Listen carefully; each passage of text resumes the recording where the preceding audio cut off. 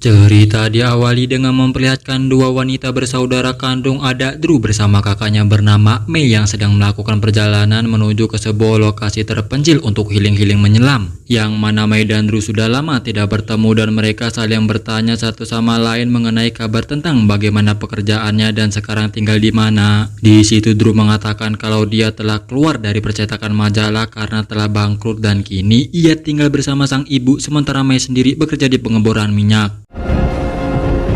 She's doing good. Sampailah mereka berdua di suatu tempat yang di sana terlihat pantai yang pemandangannya begitu indah dan adem dengan diiringi angin sepoi-sepoi. Kemudian setelah mereka mengeluarkan alat-alat divingnya dan bagasi lalu berjalan menuju lokasi titik awal untuk menyelam. Lalu Mei menyiapkan alat-alat diving mereka karena sejauh ini Mei lah seseorang yang lebih paham dan tahu bagaimana cara mengetahui alat-alat tersebut. Kemudian mereka langsung menyelam ke dasar laut dan Mei memimpin di depan untuk mencari tempat-tempat yang sekiranya bagus untuk dinikmati.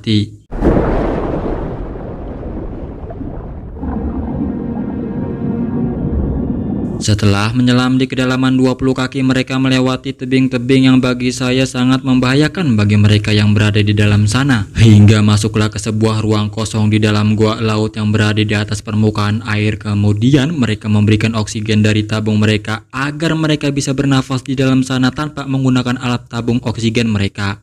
Let's put some fresh air in it.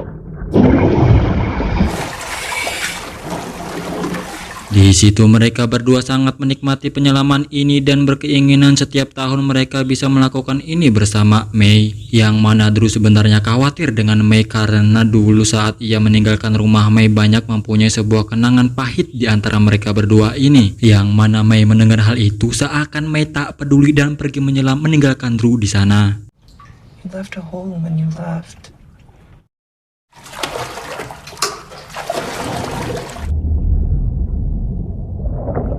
Sesaat Drew menyusul Mei di tengah itulah Mei sempat berhenti dan sepertinya Mei mendengar seperti ada sesuatu yang dirasakan olehnya dan ketika Drew memanggil-manggil Mei itulah tiba-tiba Why aren't you answering me?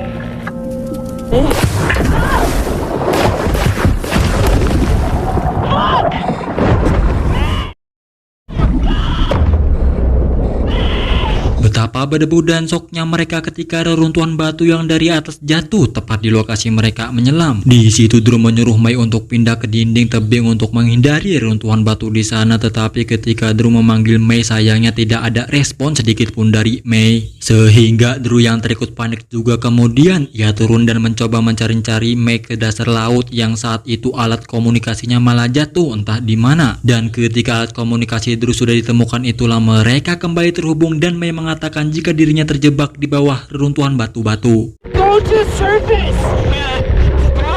Dengan petunjuk komunikasi dan bantuan dari penerangan senternya, akhirnya Drew berhasil menemukan Mei, tetapi kaki Mei tertindih oleh longsoran batu yang membuat Drew panik dan bingung apa yang harus ia lakukan. Di situ Mei mengatakan untuk meninggalkannya saja sebentar dan mencoba mencari bantuan. Yang mana Mei mencoba meyakinkannya dan mengatakan kalau Drew pasti bisa melakukan ini semua. Dan ketika Mei menanyakan persediaan oksigennya, Drew mengatakan jika oksigennya tersisa 85 bar sedangkan oksigen yang tersisa 100 bar ini bisa membuat Mei bertahan di sana kurang lebih selama 25 menit. 25 minutes, May. I know. Listen, this is... Mei pun menyuruh Drew untuk pergi ke permukaan yang nantinya komputer selam akan memperingati Drew untuk menghentikan dekompresi. Yang saat itu Mei mengatakan jika Drew nanti sudah berada di atas permukaan maka komunikasi mereka akan terputus saat itu juga. Dan jangan lupa untuk mencari pertolongan ketika nanti di atas dan tak lupa untuk membawa 2 tangki oksigen yang ada di pantai dan 2 tangki lagi di jok belakang mobil. Dan satu lagi yaitu sebuah dongkrak mobil yang berada di bagasi juga dibawa untuk mengangkat batu besar yang menimpanya saat ini. air you use, remember that. Yes.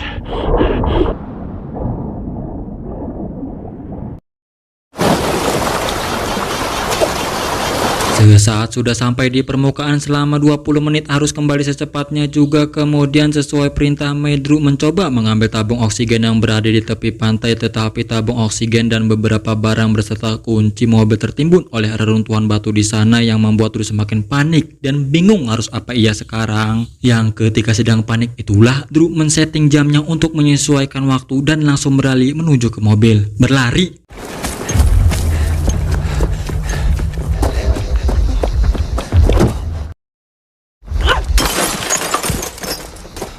Setelah memecahkan kaca jendela mobil, Drew mengambil tabung oksigen dan membuka bagasi mobil untuk mengambil sebuah dongkrak, tetapi bagasi itu macet tak karuan. Dan mau tidak mau Drew menjeda atau nanti saja untuk mengambil dongkrak tersebut. Kemudian ia menuju ke bawah dengan membawa cadangan tabung oksigen, dan sesampainya di sana Drew melihat sebuah kapal yang saat itu Drew berteriak berharap ia bisa mendapat pertolongan.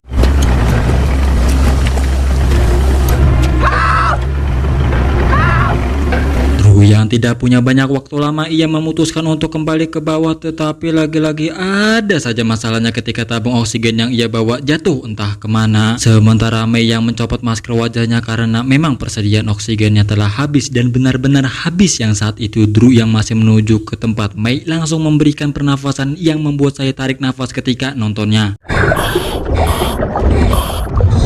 Di situ Drew mengatakan kepada Mei kalau tabung oksigen yang ia bawa tadi terjatuh dan dia harus mencarinya, yang pastinya akan meninggalkan Mei sebentar. Yang setelah Drew yakin kepada dirinya dan tahu jatuhnya di mana, ia pun pergi meninggalkan Mei untuk yang kedua kalinya.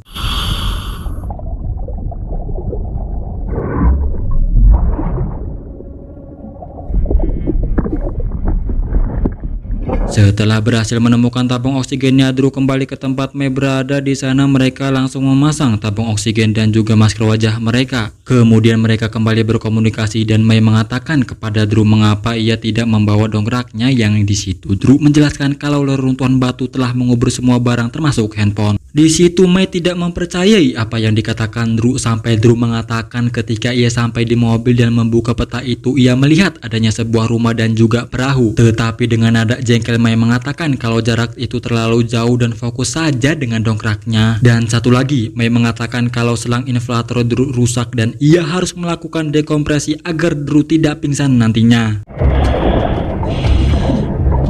Drew pun langsung naik ke atas dan di saat itu Mei sebenarnya sudah mengatakan beberapa kali kepada Drew untuk melakukan dekompresi karena tingkat nitrogen di tubuhnya sudah terlalu tinggi dan takutnya malah terjadi hal yang tidak diinginkan gitu kan. Tetapi Drew menghiraukan dan memilih terus naik untuk meminta bantuan kepada perahu yang mendekati tadi. Tetapi betapa terkejutnya Drew saat sampai di permukaan perahunya sudah menghilang.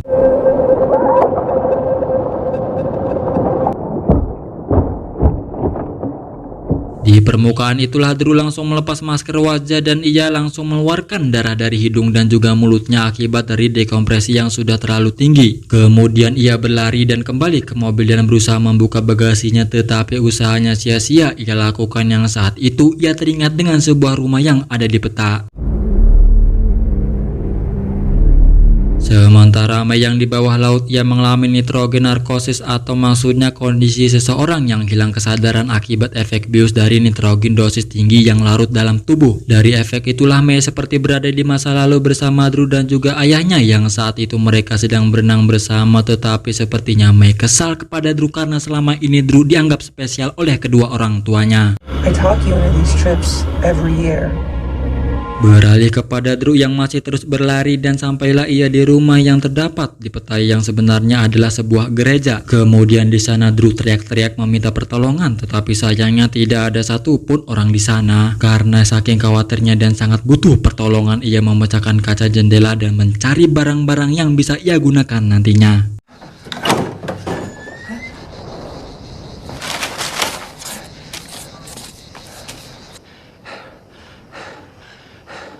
Sesampainya di mobil dengan membawa sebuah pisau, ia mencoba mencongkel bagasi itu, tetapi tetap saja ia sia-sia lakukan. Lalu Drew mempunyai ide dengan mendorong mobil tersebut untuk menjatuhkannya ke dalam jurang karena ia juga bingung apa yang harus ia lakukan sekarang.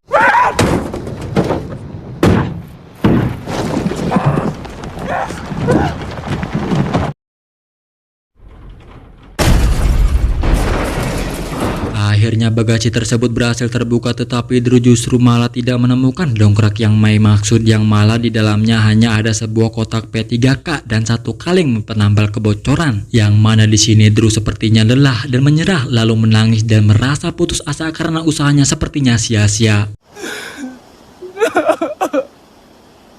Di saat sedang bersedih itulah Drew menemukan sebatang kayu, kemudian ia kembali ke tepi pantai dan menambal selang inflatornya. Dengan menggunakan sebatang kayu dan sisa tabung oksigennya, ia memberanikan diri dan mencoba menolong Mei walaupun dia tidak bisa membawa dongkraknya. Sesampainya di bawah, Mei mengatakan kalau tempatnya di sini dan ia melihat seperti ada sesuatu dari luar sana karena Mei yang sudah terlalu lama oleh nitrogen narkosis membuat Mei mengalami hilang kesadarannya. Dengan sebuah batang kayu saat itu Drew mencoba mengangkat batu besar yang menimbun Mei, tetapi sama saja percuma karena saking berat dan besar batu itu membuat batang kayu tersebut patah. Lalu Drew mengecek kadar oksigen di tabungnya yang ternyata hampir habis dan langsung menggantinya dengan yang baru.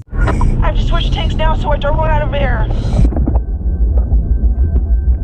Dan lagi-lagi ada saja permasalahannya ketika akan mengganti keran pengganti tabungnya ternyata rusak. Kemudian Mei menyuruh Drew untuk kembali memakai tabung yang lama saja. Di situ Drew yang sudah putus asa meminta saran kepada Mei, tetapi ia saja tidak tahu karena ia sendiri kini sudah tidak bisa berpikir apa-apa lagi. Di situ Mei mengatakan lebih baik Drew meninggalkannya saja, tetapi saat itu Drew melihat jaket BCD-nya dan berencana menaruh BCD tersebut, berharap kali ini benar-benar bisa berhasil. I'm gonna put my BCD jacket under the rock and inflate it. Sesaat jaket BCD itu akan dimasukkan udara, sialnya kartu pengaman selang tersebut bocor dan terus-menerus keluar. Mei yang sudah menyerah dengan semua usaha yang ia lakukan, Drew menyuruh Drew untuk segera naik untuk menghentikan dekompresi tabung miliknya. Tetapi Drew sama sekali tidak menyerah dan melepaskan tabung oksigen miliknya dan naik ke permukaan. No, you won't survive it. Sesampainya di atas itulah Drew banyak mengeluarkan darah lewat hidungnya dan pingsan saat itu juga. Sedangkan Mei yang di bawah, ia mulai kembali mengalami seperti mendengar lagu kesukaan Drew dan melihat ada sebuah bayangan dari masa lalu Mei. Hingga waktu tak berselang lama setelah halusinasi Mei tak diduga dan tak disangka, Drew kembali turun ke bawah dan menambal kartu pengaman menggunakan cairan penambal kebocoran dan berhasil mengisi jaket dan akhirnya bisa mengeluarkan Mei dari sana. Why did you come back?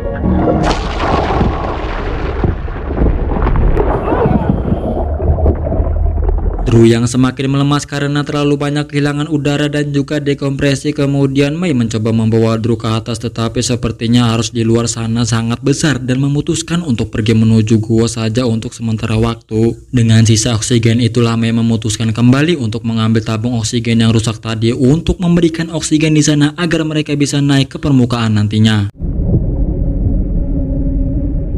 Drew yang berada di dalam sana, ia kehilangan banyak oksigen yang membuatnya pingsan dan mengapung di permukaan. Kemudian Mei yang sudah kembali setelah mengambil tabung oksigen, ia melihat Drew dan langsung menghancurkan tabung oksigen tersebut agar nantinya mendapatkan banyak oksigen dan untungnya Drew masih bisa diselamatkan.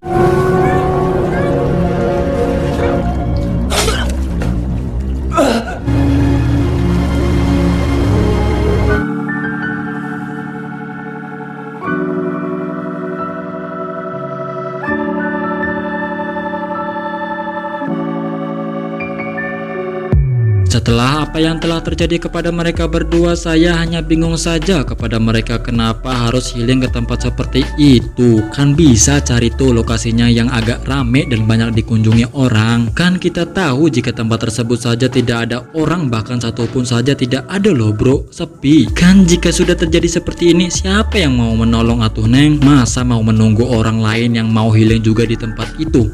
Dan ya tolonglah dilihat dulu gitu situasinya ketika akan berlibur atau healing ke tempat tuh, dikondisikan dulu gitu loh. Sisi baik dari film ini adalah jadilah seperti Drew, sosok seorang wanita yang tidak gampang menyerah dalam situasi apapun. Walaupun sempat beberapa kali gagal, ia tetap mencoba lagi dan bangun dari kegagalannya. Dan satu lagi, walaupun ia merasa dirinya dispesialkan oleh orang tuanya, ia tetap merasa dirinya sama saja atau merendah dan tidak membedakan kalau dirinya yang paling disayang dan paling dinomorsatukan oleh orang tuanya. Bahkan Mei yang merasa dirinya kurang kasih sayang dan agak tidak menyukai kepada Drew, ia tetap bersikap baik dan tidak membencinya. Ya sudahlah, saya sendiri pengguna yang bersembunyi di balik topeng IC Film mengakhiri ini semua dan sampai jumpa di video selanjutnya.